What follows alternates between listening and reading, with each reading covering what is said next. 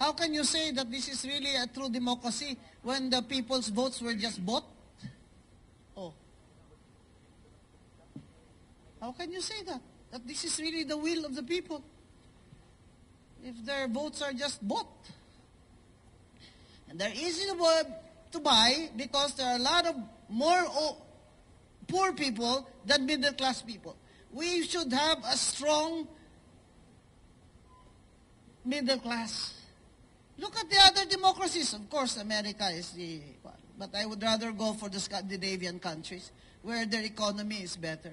In Norway. That's why I want to migrate to Norway. If I did not run for office, I probably have gone to Norway and teach. You know, in Norway, they have a very strong women's union, and they participate in elections as coalitions. Why do they have a women's union? Because they have jobs. Why don't we have a women's union? Because we don't have jobs for women.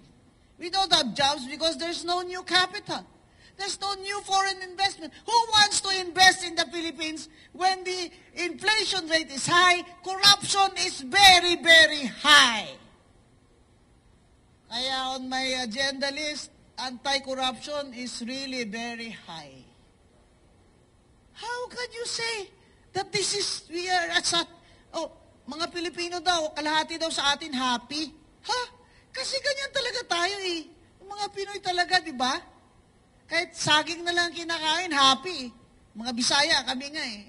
Sayaw kanta eh. How can you say that people are happy? Kung ganito lang lagi ang gobyerno natin, we have to